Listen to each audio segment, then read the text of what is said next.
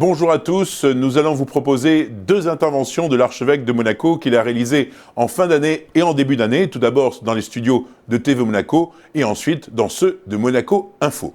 À tous, bon visionnage.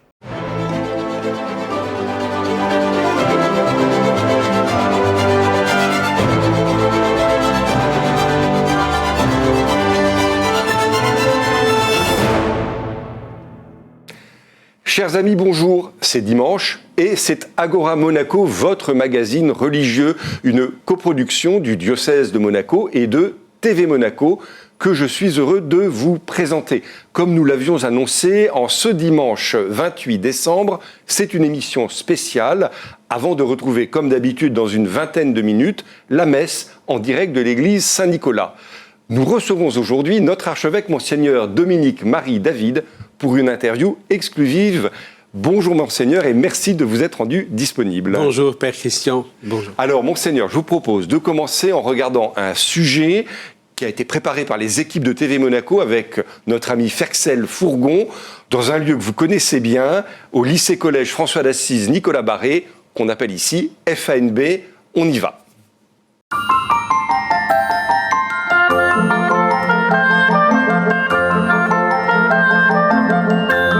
Première question, qu'est-ce que la fête de Noël, qu'est-ce qu'elle représente pour toi par exemple?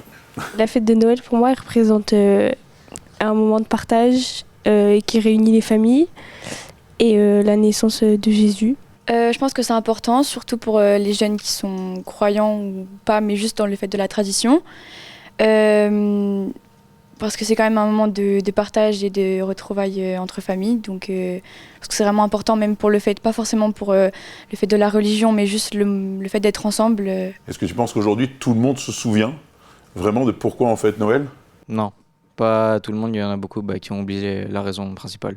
Moi, je pense que la tradition, elle s'est un peu perdue parce que de base, fêter Noël, c'est la naissance de Jésus. Et je pense qu'il y en a beaucoup qui l'oublient. Parce qu'il y en a, ils pensent Noël, c'est juste Noël, l'hiver et tout, les fêtes. Alors que finalement, c'est la naissance de Jésus et c'est très important pour les chrétiens. Et donc, ça doit rester inoubliable parce qu'on fête un moment avec sa famille, on reste ensemble et en même temps, on fête la naissance de Jésus. Quels sont les aspects de Noël que tu aimes le plus et ceux que tu aimes le moins?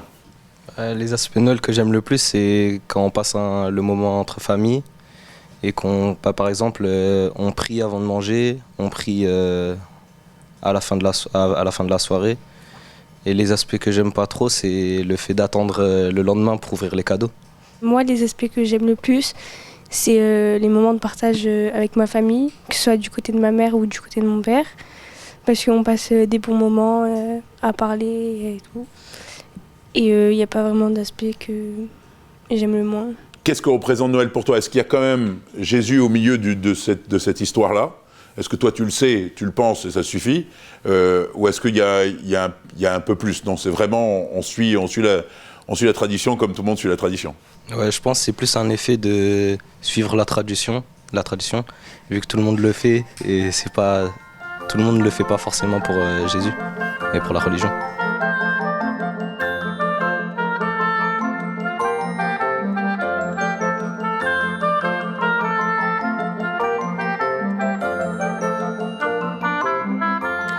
Donc Monseigneur, c'est un lieu que vous connaissez bien. Comment est-ce que vous réagissez à toutes ces réactions des jeunes, à tous ces sujets autour de Noël? Et notamment, moi, un aspect qui m'a frappé, mais vous allez nous en dire plus, c'est Noël où, dans des familles un peu divisées, séparées. Alors moi, je trouve ça déjà très sympathique de pouvoir, comme ça, à la volée, obtenir des renseignements sur comment les jeunes voient Noël, comment ils le vivent, qu'est-ce qu'ils en comprennent. Et donc, je trouve ça bien d'avoir cette réalité de terrain qui vient à nous, avec l'enthousiasme et la spontanéité de la jeunesse. Effectivement, on voit bien que Noël est encore un peu à l'horizon, marque la culture, pas forcément l'existence personnelle ou familiale. Et comme vous le signaliez, aussi avec l'éclatement de certaines familles qui fait que ce dont nous nous souvenons peut-être d'une fête de Noël dans un seul lieu, avec toute la famille réunie, aujourd'hui revêt d'autres réalités. Et puis il y a Noël chrétien, Noël... comment dire plus païen, plus effectivement plus commercial. En tout cas, la dimension de la famille est toujours présente. Ça, c'est quelque chose qui marque. Et on voit aussi que même s'il n'y a pas une adhésion explicitement chrétienne dans la pratique, y compris dans la présence des crèches, que cet environnement est accueilli et accepté assez sereinement, finalement. Vous pensez que c'est une des spécificités des jeunes ici à Monaco, d'avoir peut-être plus qu'ailleurs cet environnement religieux quand même, qui leur permet même s'ils ne le vivent pas forcément personnellement, mais d'avoir quand même ces points de repère autour de la religion? Oui, en tout cas, ça ne semble pas leur poser de questions. Donc, effectivement, on pourrait dire une compréhension et une expérience de Noël un peu à géométrie variable, mais finalement, dans un contexte positif et de bienveillance qui marque apparemment. Monseigneur, donc on a la chance de vous avoir un dimanche matin avec nous dans l'émission du diocèse. C'était aussi en cette fin d'année l'occasion avec vous de passer en revue l'actualité qui a marqué toute cette année 2025. Et en début d'année, on a tous été frappés. On va voir apparaître au fur et à mesure sur notre grand écran des images qui nous aideront. On a tous été frappés par la mort du ministre d'État, Monsieur Didier Guillaume, qui décède alors qu'il était là depuis 4 mois. Donc là, on voit très bien sur cette image. Comment est-ce que vous avez vécu ce moment si particulier ?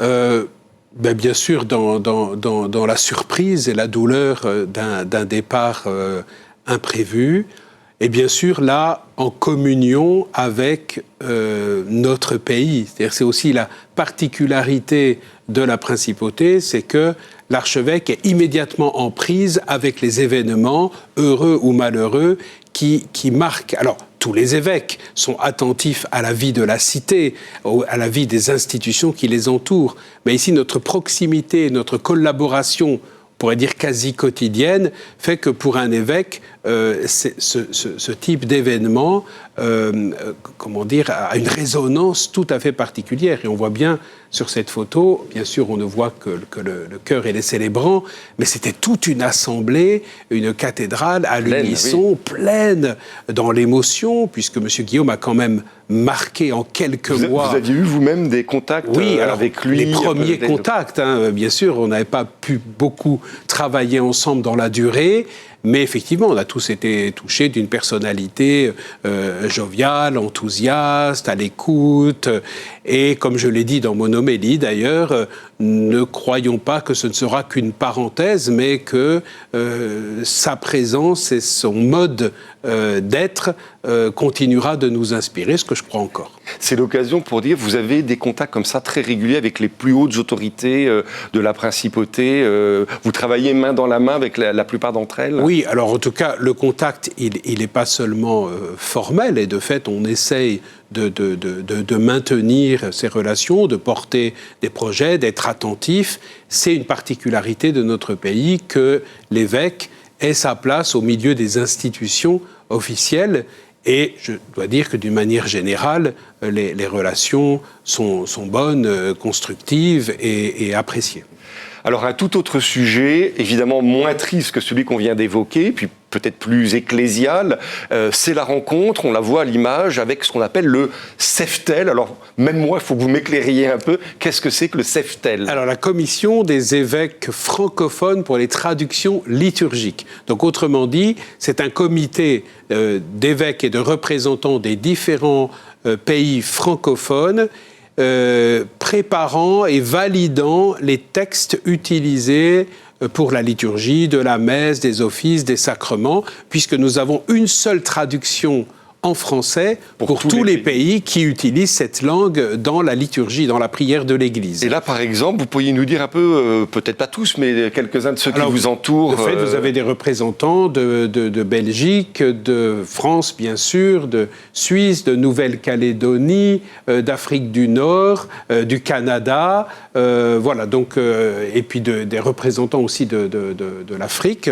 Donc, de fait, Là, tout le monde n'est pas forcément présent. Nous étions à ce moment-là allés à la paroisse Saint-Nicolas, mais chaque année, nous changeons de lieu d'accueil pour ce travail. Cette photo illustre bien le fait que l'archevêque de Monaco, même s'il a sa mission qui est en principauté, peut aussi parfois avoir des missions qui l'obligent à sortir de la principauté et qui sont essentielles. La collaboration... C'est ça, il faut rappeler à nos téléspectateurs que en tant qu'évêque, vous participez aussi de la gouvernance, on peut dire, de l'Église universelle avec le pape. Il y a toujours ce lien. D'ailleurs, on dit souvent qu'un évêque seul n'est pas un évêque catholique. C'est l'ensemble du collège des évêques autour du Saint-Père qui forme cette structure apostolique, qui y participe et qui la transmet. Et effectivement, lorsque l'évêque sort de son diocèse, c'est pas simplement pour aller se promener, c'est aussi parce qu'il y a des temps de travail, de collaboration, d'échange et de partage avec d'autres frères évêques. Alors, ça m'arrive d'aller à l'assemblée plénière de l'épiscopat français à Lourdes, où je suis invité à chaque rencontre, avec les évêques de la province de Marseille, avec les évêques des conférences épiscopales européennes, une fois par an, et puis, effectivement, ce temps de travail. Et comme vous voyez, c'est toujours des moments sympathiques, fraternels, détendus. Ça vous apporte beaucoup, à vous, en tant qu'évêque, ces échanges avec d'autres évêques Ah oui, ça, c'est d'abord parce que, comme je le disais, nous ne sommes pas seuls, et puis aussi parce que on partage les questions qui se posent, les défis, c'est jamais complètement technique. C'est toujours aussi pastoral, comme on dit, avec une écoute au peuple chrétien qui nous est confié. Et effectivement, c'est très, très, très enrichissant. Mais on travaille. C'est à la fois détendu, mais nous travaillons. Alors là, on était au mois de mars et notre actualité au mois d'avril, elle a été en grande partie ici à Monaco, elle a été aussi marquée par, comme toute l'Église universelle et puis comme le monde entier, par la mort du pape François. On voit à l'écran une image de la célébration qui a eu lieu ici à Monaco dans un premier temps pour honorer la mémoire, pour prier pour le pape défunt. Comment est-ce que vous avez vécu cette période du décès du pape et puis du conclave ? Alors, il est évident qu'en faisant un bilan de l'année écoulée 2025, je pense que on est un peu dans l'inédit. Je ne pense pas que chaque année, on aura ce type d'événement à commenter ensemble. Mais là, effectivement, cette année a été marquée par l'Église universelle, par la fin du pontificat du pape François et son décès. Et ce qui m'a beaucoup marqué, tant pour le décès du pape François que pour l'élection et l'intronisation du pape Léon XIV, c'est que non seulement l'Église a été comme mobilisée dans son intérêt, dans sa prière, dans sa communion, mais le rayonnement, on pourrait dire mondial, qu'ont de tels événements. À un moment, on se dit que l'Église est en perte de vitesse, qu'elle n'a plus l'autorité et la voix officielle qu'elle avait autrefois. Mystérieusement, à ce moment-là, c'est le monde entier qui se trouve captivé, attiré par par le pape qui meurt, par une fumée blanche censée sortir de la chapelle Sixtine. Donc effectivement, on le vit de manière forte, d'abord comme un temps spirituel fort. Enfin, la mort du pape, l'élection d'un nouveau pape, c'est d'abord un temps de prière pour les cardinaux qui se rassemblent à Rome dès la mort du pape, et pour se préparer à l'élection. Et ces jours qu'ils passent ensemble sont rythmés par la prière comme un acte liturgique, comme une célébration permanente. Et nous, à notre modeste mesure, à travers ces célébrations locales, nous avons essayé de nous unir à ces grands moments de la vie de l'Église et du monde. Oui. C'est aussi l'occasion de rappeler que notre diocèse est rattaché directement. C'est-à-dire qu'à vous tout seul, vous êtes le président d'une conférence épiscopale. Oui, c'est ça, on peut dire ça comme ça. Mais c'est vrai que le statut qui est le nôtre à Monaco et le fait que notre diocèse soit rattaché directement au Saint-Siège fait que ce type d'événement resserre aussi nos liens, notre attention, notre prière et d'autres événements au fur et à mesure de l'année, et nous en reparlerons peut-être en parlant de l'année jubilaire et des pèlerinages, resserre nos liens avec le Saint-Siège. Un exercice très média, très désagréable, mais en 2 mots, Qu'est-ce que vous retenez du pape François et qu'est-ce que vous retenez déjà des premiers pas du pape Léon XIV? Le pape François, bon, je ne vais pas non plus me lancer dans quelque chose qui pourrait ressembler à une caricature rapide, mais je pense qu'il y avait un côté un petit peu, comment dire, oui, une espèce d'enthousiasme, voilà, il a secoué. Il a beaucoup secoué. Il a beaucoup secoué, mais voilà, est-ce que c'est forcément dangereux d'être parfois secoué dans notre foi, dans nos idées préconçues, nos habitudes voilà. Alors, je pense, puisque maintenant nous bénéficions du pontificat de Léon XIV, nous voyons bien comment à la fois il essaie d'intégrer autant que possible les différents éléments du pape François, mais aussi des papes précédents. Mais chaque pape le fait et le fera toujours à sa manière. Vous avez déjà rencontré le pape Léon XIV? Oui, rapidement, vous savez, lors d'audiences ou lors de pèlerinages. Voilà, j'espère un jour peut-être avoir plus de temps pour échanger avec lui. Mais bon, je ne suis pas le seul évêque au monde, vous le savez bien. Mais c'est vrai que chaque pape, avec ce qu'il est, avec sa propre liberté, marque. Alors après, on peut avoir des attraits ou des intérêts personnels ou des sensibilités qui nous rendent plus sensibles à tel ou tel, des choses avec lesquelles on est tout de suite en phase. Oui, en phase, d'autres qui peut-être nous interrogent, mais l'acte de foi fondamental pour nous, c'est d'accueillir le pape que Dieu nous donne. Et quand on ne comprend pas tout, quand on ne saisit pas parfaitement bien telle ou telle invitation, telle ou telle exhortation, se dire, mais et si Dieu se servait de cela pour me convertir, pour me faire grandir, voilà. Et ne pas tout comprendre, bon, c'est le propre aussi de la foi, et au-delà, oui, je crois, des sensibilités ou des préférences, d'accueillir, voilà, le don que Dieu nous fait. Alors après, on a eu une très belle actualité au mois de mai, puisque c'est un mois qui a été marqué pour le diocèse par l'ordination d'un nouveau prêtre. Alors ça n'arrive pas tous les ans non plus, hein, c'est vraiment une année extrêmement riche. Donc c'est l'ordination, on voit à l'image de Pierre-Emmanuel Pochet, qui est parti depuis, vous l'avez envoyé poursuivre des études de droit canonique à Rome. Et qu'est-ce qui habite le cœur d'un évêque dans un moment si particulier? Une très grande joie. D'abord, la joie d'ordonner, des prêtres. Aujourd'hui, vous savez, il y a un peu moins de vocations, même si il y a toujours un peu de frémissement et toujours des jeunes qui, généreusement, suivent le Christ et acceptent d'être prêtres. Donc, il y a vraiment la joie d'ordonner un prêtre et la joie d'ordonner mon premier prêtre à Monaco. Et oui, c'est ça.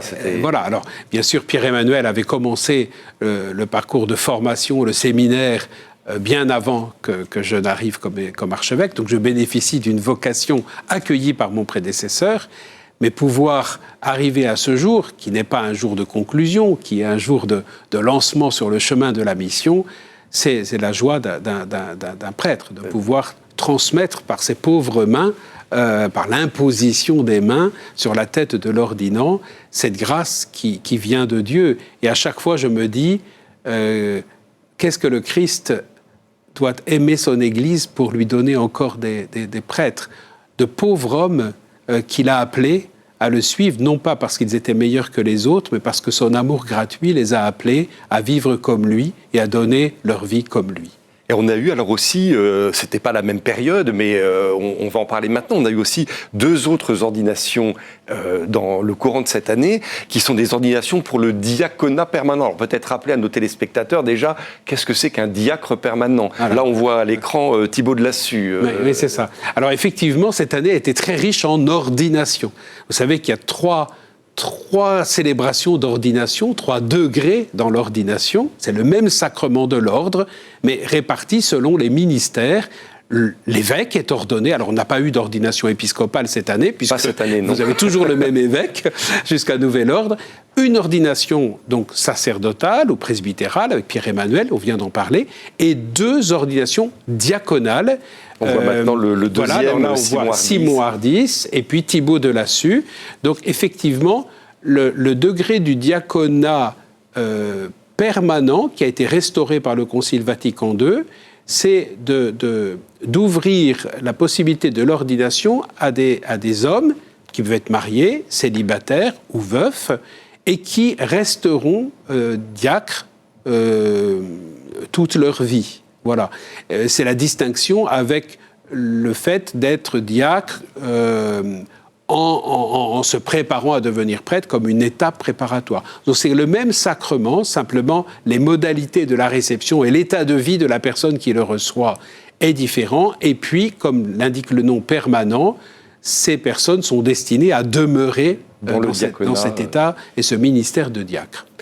C'est l'occasion de parler un peu, oui, les séminaristes du diocèse, il y a un avenir, il y a encore des jeunes qui se préparent à devenir prêtres. Je connais un peu la réponse, hein, mais c'est bien que ce soit l'évêque qui nous le dise. Non, alors de fait, vous savez, la grande difficulté, c'est quand on ordonne un séminariste prêtre, il est plus séminariste, donc ça fait baisser le nombre. Bon, nous avons encore un séminariste en formation, et quelques jeunes qui commencent à se poser des questions par rapport à un chemin éventuel.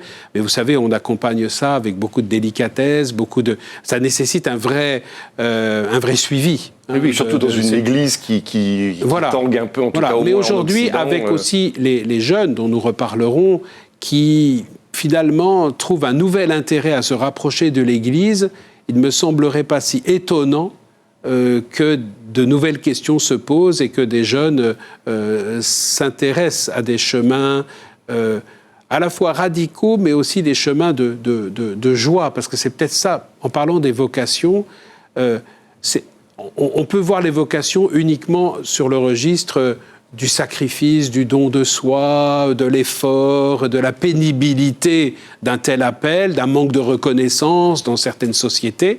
Mais on peut aussi le voir sous l'angle de la joie, sous l'angle de la liberté intérieure qui se laisse saisir par le Christ pour annoncer la bonne nouvelle de l'Évangile.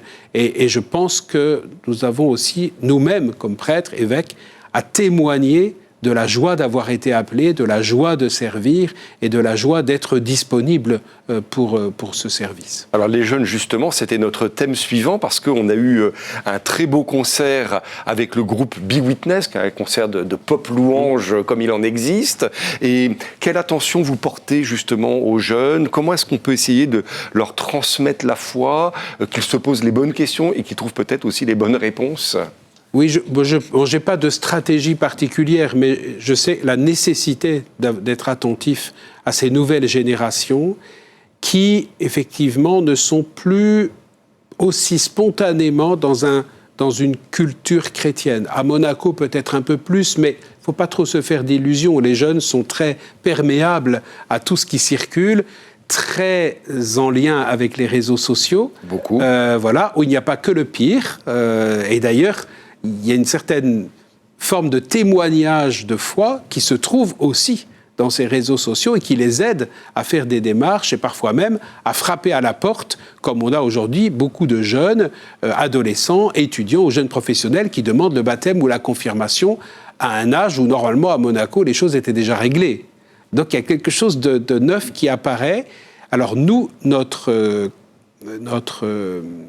exigence, c'est de nous former pour les accueillir, pour les accompagner, voilà, y compris les jeunes qui découvrent absolument tout. Et trouver des langages qui pourront les rejoindre. Voilà. Ne pas considérer que tout est acquis, mais en tout cas être disponible. C'est pas un piège parfois pour nous, Église de Monaco, de se dire, de toute façon, il y a de l'instruction religieuse même dans l'enseignement public, et d'avoir un peu l'impression que ça suffit, ou est-ce que vous pensez qu'on est quand même suffisamment missionnaire vis-à-vis de ces jeunes? Je pense qu'il faut peut-être qu'on soit un peu plus... Tout ce qui se fait est fantastique, enfin, je veux dire, et c'est déjà une base, mais on voit bien que... On va passer juste des images avec les jeunes. Les jeunes ici, alors il y a une grande diversité d'engagements possibles. Et je pense, en voyant les petits chanteurs, je me dis, les jeunes ont aussi besoin de lieux d'engagement, où ils apprennent effectivement à servir d'autres qu'eux-mêmes, à entrer d'une certaine fidélité, une certaine persévérance dans tel ou tel engagement. Et c'est à nous aussi de les accompagner sur ce chemin-là. Et je pense qu'effectivement, moi, ça me donne beaucoup d'espérance. Le travail est immense, la moisson est abondante, mais je pense que ça vaut la peine. Alors un certain nombre de ces jeunes d'ailleurs sont allés pendant l'été en pèlerinage jubilaire à Rome, et donc on va voir l'image de votre pèlerinage jubilaire. Oui, alors voilà, parmi les jeunes, effectivement, les scouts qui sont très présents à Monaco avec d'autres mouvements, mais qui sont des lieux vraiment d'espérance, de service, et où des jeunes font... Parce que c'est une expérience. Je parlais tout à l'heure de la formation qu'on donne en catéchèse, instruction religieuse, mais tout cela n'a qu'un but, c'est de les conduire à faire une expérience de la rencontre du Christ, une expérience de foi. Donc ce n'est pas simplement leur apprendre ce qu'ils ont à retenir de la foi, du christianisme, de la vie de Jésus, mais à entrer plus profondément dans cette expérience chrétienne. Alors je disais, certains ont eu la chance d'aller à Rome en jubilé. On va voir l'image de votre jubilé, mais qui n'est pas le vôtre, qui est celui du diocèse à Rome. On vous voit, on voit notre vicaire général, le Père Guillaume Paris, avec un certain nombre de fidèles qui ont pu vous accompagner. Cette année jubilaire, qu'est-ce qu'elle a représenté, avant de parler du pèlerinage lui-même, qu'est-ce qu'elle a représenté pour vous ? Écoutez, c'est ma première année sainte en tant qu'évêque, donc forcément, ça, c'est quelque chose qui m'a interpellé, et surtout... sur le thème de l'espérance, pèlerin de l'espérance. Et alors on pourrait dire c'est bon, l'espérance c'est un thème un peu bateau, enfin voilà. Mais quand on regarde le monde autour de nous, quand on s'intéresse un tant soit peu aux événements qui marquent la vie des hommes et des femmes d'aujourd'hui, ce thème de l'espérance est absolument fondamental. Donc ça a été pour moi l'occasion de développer ce thème. Oui, d'ailleurs, vous êtes intervenu sur la chaîne régulièrement. du diocèse, sur développer toutes les harmoniques et toutes les ingrédients de ce qu'est une année sainte pour aider des chrétiens habitués ou moins habitués à intégrer. Là, par exemple, on voit... c'est le jubilé des catéchistes du diocèse, puisqu'il y avait des jubilés pour différentes catégories, pour les jeunes, pour les catéchistes et pour beaucoup d'autres. Pour les militaires. Les militaires aussi, bien sûr. Et donc, ça a été une occasion de renouvellement. Et pour l'évêque, c'est aussi une joie d'inviter à revenir à la source de la foi, à revenir au Christ, parce que le symbole des portes qui s'ouvrent, les portes saintes, qu'on franchit pendant cette année, c'est le Christ qui nous ouvre les bras, qui nous ouvre son cœur et qui nous permet de nous convertir, de revenir à la source, de faire l'expérience du pardon et de la miséricorde, et cette année tout particulièrement, d'être affermis dans l'espérance, non pas seulement pour nous-mêmes, mais pour ceux qui nous entourent et pour le monde. On a senti à votre retour de Rome, c'était en octobre, si je ne me trompe pas, ce pèlerinage diocésain à Rome, on vous a senti dans le diocèse très enthousiaste, et on a senti que vous aviez vécu une expérience très forte avec ce groupe de pèlerins. Alors, de toute façon, les pèlerinages en général sont vraiment des temps forts, où on sort un peu de nos petites routines personnelles ou même paroissiales, et... on se trouve un peu, mêlé à d'autres fidèles. Il y a des fidèles de toutes les paroisses, de tous les mouvements. Et pour l'évêque qui a comme ministère principal le service de la communion, le pèlerinage qui rassemble des différents types différentes réalités, vous avez raison, du diocèse, c'est aussi une joie. C'est vraiment un grand moment de communion, de foi, et avec un climat, et on le voit avec les catéchismes, mais c'était vrai pour notre pèlerinage, de fraternité, de joie, de simplicité, mais vraiment des temps forts qui nous manqueraient si nous n'avions pas ces années saintes, ou en tout cas ces pèlerinages que nous espérons renouveler. Il y a une image qui vous reste de ce pèlerinage diocésain, un moment particulier qui reste cher dans votre cœur? Eh bien, écoutez, c'est sans doute l'audience avec le Saint-Père. C'est la première audience publique que je vivais, et comme évêque, on avait cette chance inouïe de pouvoir s'approcher un peu du Saint-Père, et donc je lui ai parlé un peu de notre diocèse et de Monaco. Il a semblé très intéressé, parce que le pape, il est intéressé par tout le monde. Mais non, en tout cas, j'ai pu, et je lui ai dit, c'est tout le diocèse et toute la principauté qui prie pour vous, Saint-Père. Bon, une phrase, vous savez, dans des moments comme ça, on dit ce qui nous passe par la tête, c'est pas forcément très anticipé, mais je le croyais profondément, et je me dis, voilà, ce lien entre entre le Saint-Siège, entre notre nouveau pape Léon XIV et Monaco existe et il doit persister dans notre prière. Même au plus nouveau, parce que vous avez eu l'occasion, il y a quelques semaines seulement, même d'accompagner notre souverain, le prince Albert II, pour sa propre démarche jubilaire. Oui, ça c'est aussi un moment à la fois d'une très grande simplicité, mais voilà, très signifiant, de pouvoir aussi accompagner notre prince souverain à cette occasion-là. Alors, le Saint-Père n'était pas là, vous savez, c'était son voyage en Turquie et au Liban, ça, donc il n'était pas encore rentré, mais je pense qu'il y aura d'autres occasions pour le prince et sa famille de le rencontrer. Et bien alors, sûr, le Saint-Siège, le prince, le pape, le nonce, on voit arriver petit à petit notre dernier thème, la fête nationale. J'aurais presque deviné. à Monaco, donc là on voit une image, voilà notre nonce, Monseigneur Krebs, avec peut-être dès le départ, vous voulez peut-être réagir, un premier message lu dès le début de la messe, qui est un message du pape lui-même, de Léon XIV, et qui est tout de suite centré sur la question de la vie. Oui, alors il faut savoir effectivement que le nonce, je le rappelle très simplement, est l'envoyé, le délégué du pape. C'est vraiment au nom du pape que le nonce, son ambassadeur, établit des relations avec les États. Donc c'est notre nouveau nonce, voilà. Et il est effectivement de coutume qu'à l'occasion des grandes célébrations, principalement de la fête nationale, le pape, par l'intermédiaire du nonce, nous adresse un message. Effectivement, c'est un message de joie, un message d'action de grâce, un message d'encouragement, et puis aussi un message qui, effectivement, vous l'avez mentionné, nous invite à être attentifs à la question du respect de la vie, voilà, et à le prendre comme non pas seulement comme une valeur parmi d'autres, mais comme un trésor à garder précieusement, et une certaine vigilance par rapport à cette dimension. Oui, parce qu'on peut quand même dire que toute cette séquence de la fête nationale cette année a été un peu marquée par des débats qui ont agité un peu, en tout cas au moins le monde politique de la principauté, mais sans doute pas que, et des débats autour de la question d'une légalisation éventuelle, possible, impossible, de l'avortement en principauté. Et au moment même de la fête nationale, le souverain a tranché à son niveau à lui ce débat en disant que ça n'était pas possible en principauté. Moi, j'avais une question, sans que vous nous dévoiliez le tréfonds de votre âme, mais comment vous avez vécu ? On sait qu'il y a eu des moments de tension avec le Conseil national, par voie de médias. Comment est-ce que, comme évêque, vous abordez ces moments parfois plus rugueux, plus difficiles à vivre ? C'est comment dire ? C'est à la fois délicat et en même temps, vraiment, sans doute par grâce de Dieu, j'ai vécu ça de façon assez sereine, parce que je n'avais de compte à régler avec personne, je n'avais rien contre personne.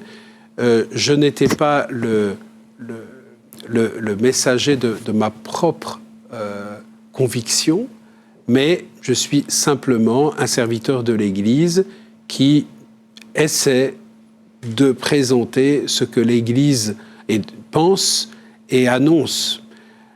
Donc il n'y avait pas de scoop de mon côté, mais simplement la grande question, et elle m'habite toujours aujourd'hui, c'est-à-dire que même maintenant, la question de comment porter l'enseignement de l'Église comme une bonne nouvelle, comment transmettre aux jeunes générations le vrai visage de l'Église, qu'on pourrait rapidement se dire, mais l'Église, encore une fois, s'agrippe à des vieilles théories, ferme toutes les portes, ne comprend pas le monde, ne comprend pas les évolutions du monde.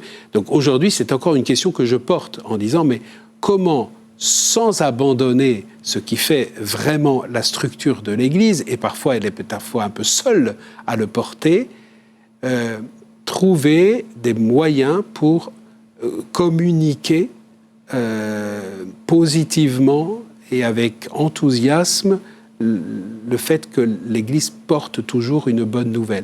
Ce qui ne veut pas dire que ce n'est pas exigeant, ce qui ne veut pas dire... ça ne va pas forcément dans le sens du vent.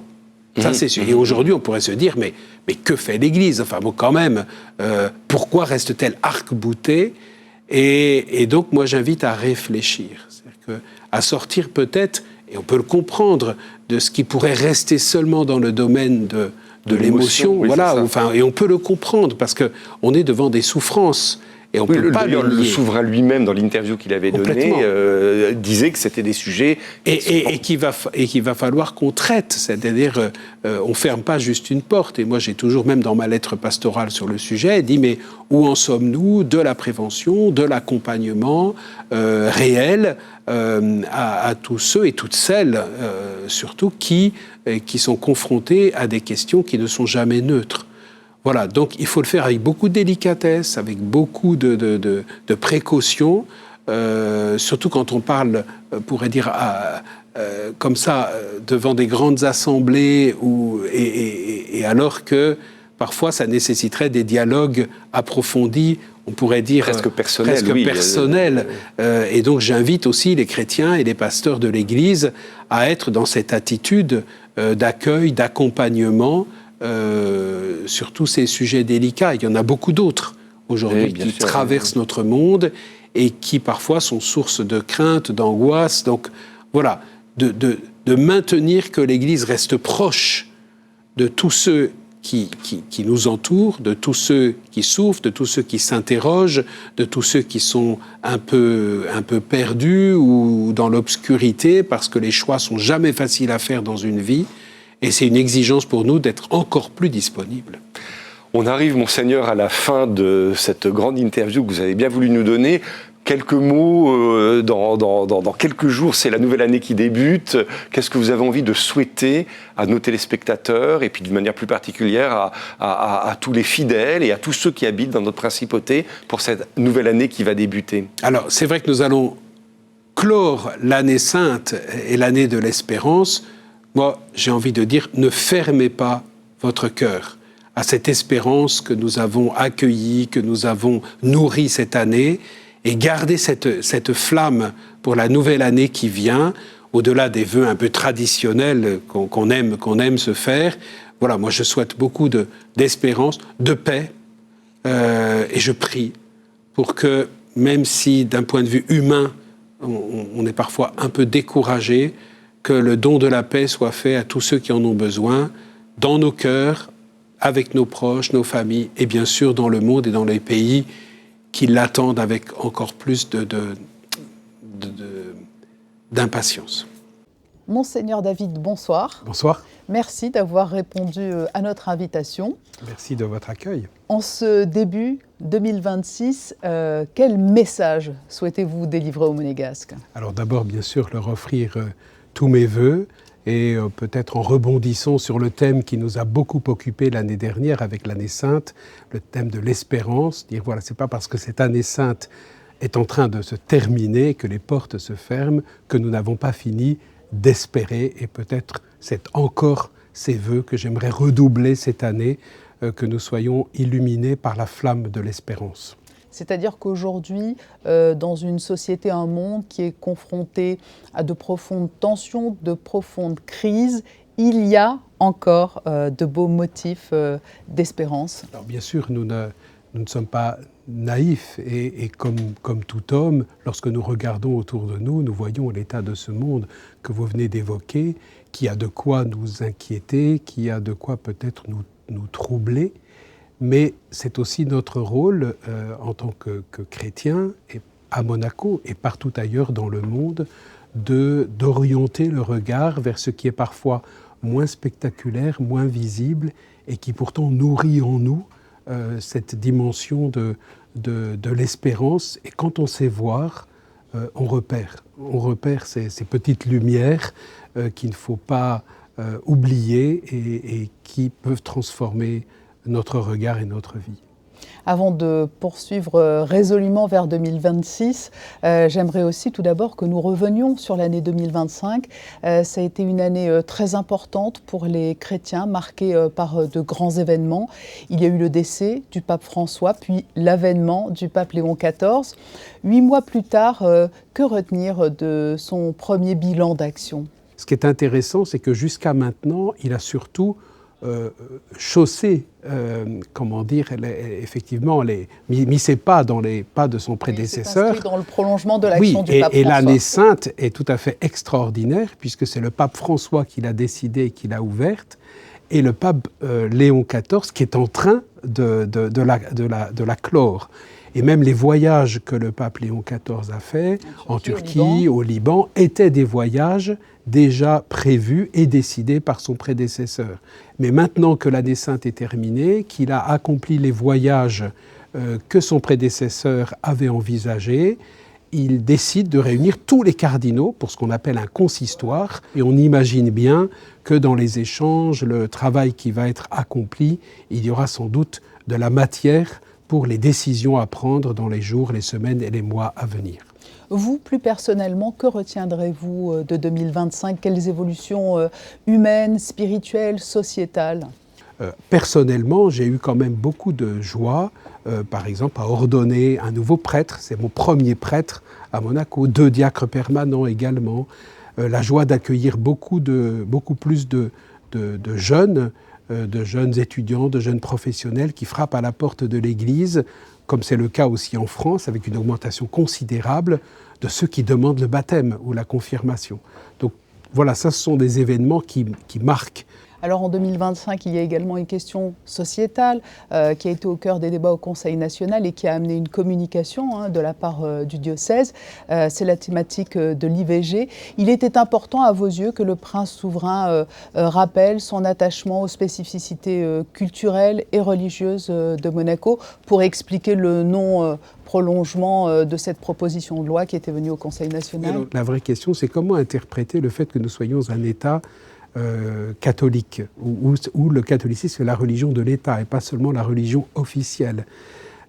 Et c'est vrai que le prince a souhaité s'appuyer sur cet article, non sans être attentif à toutes ces questions qui se posent. Et l'Église aussi, nous, notre souci, c'est pas, comment dire, bien sûr, il n'y avait pas de choses très nouvelles dans la manière dont j'ai pu présenter la position de l'Église, qui demeurera la même.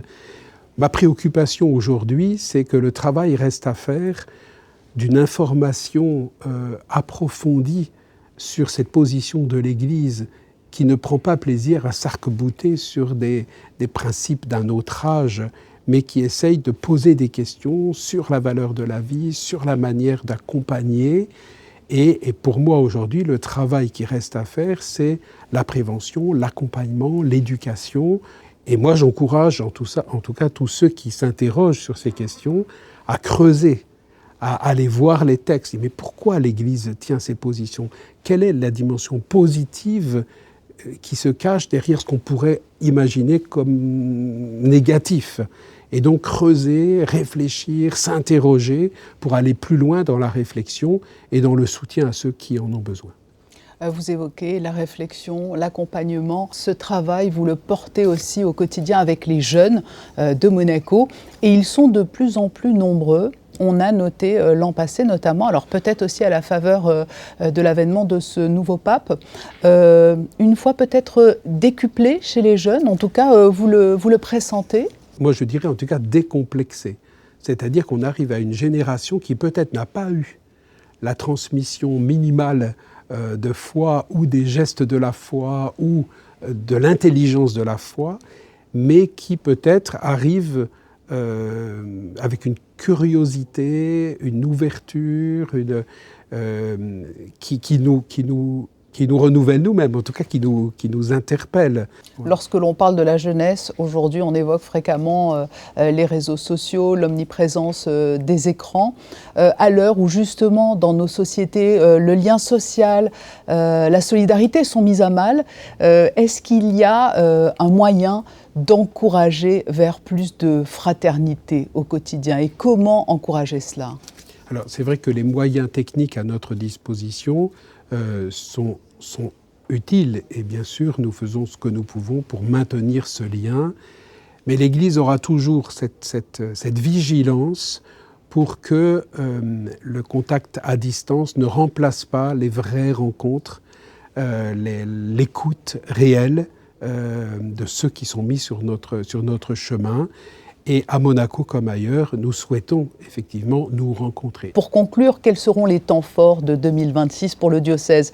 Alors cela va débuter très rapidement, à la fin du mois de janvier, notamment avec les festivités autour de la Sainte Dévote. De la Sainte Dévote, où nous aurons la grande joie d'accueillir le cardinal Pizzaballa, qui est le patriarche latin de Jérusalem. Et puis nous vivrons bien sûr au rythme